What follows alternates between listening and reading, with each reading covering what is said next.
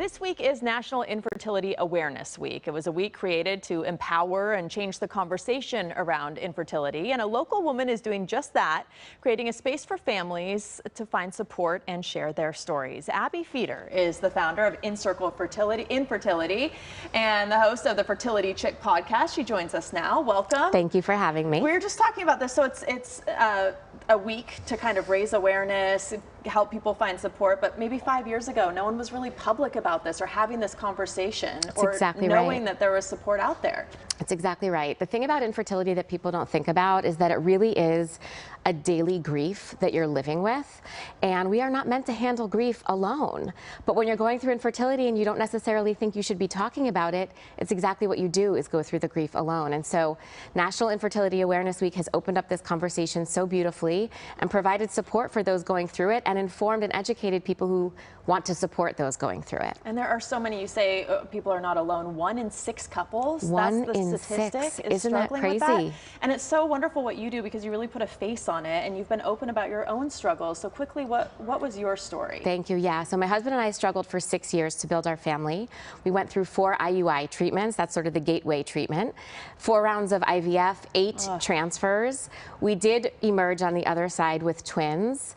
Boy and girl, thank you. But that doesn't happen for everyone, and we need to be able to talk about those stories too. And it's easy for me to say now after the 6 years that I got my happy ending, but every day of those 6 years was literal torture. Oh my gosh, yeah, and so many people can relate to that. So many people are having this private struggle that no one really knows, you know, on a daily basis. And I think the stigmas are changing surrounding infertility, right? What are some of the stigmas, and what do you want people to know who are struggling? Sure. I think the biggest stigma we used to face was that it was the woman's fault. I think that was always the default. There was a problem with the eggs, there was a problem with the tubes. Only 1/3 of the cases go to the women's issue, 1/3 go to the man's, and 1/3 are unexplained. We don't know why. I think that's really important to remember when we are uncovering the stigma, and it's nobody's fault. Infertility is a disease.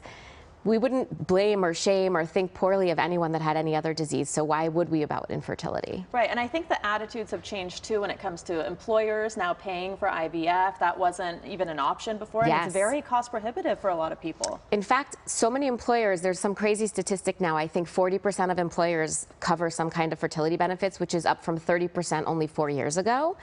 And it is being used as a way to retain excellent employees, because as we continue to face this, companies need to find ways to encourage and keep their best employees. This would have been huge for me when I was going through it. Infertility benefits were not mandated anywhere. They were not mandated in California. I had no coverage, and we spent years paying off our infertility treatment. So it would have made a huge difference. So how should we support maybe someone we know who is going through a struggle, and maybe people who we don't know are struggling privately and you know, facing constant posts on Instagram, constant triggers all the time, people out walking their babies, pregnant women? So many things can trigger.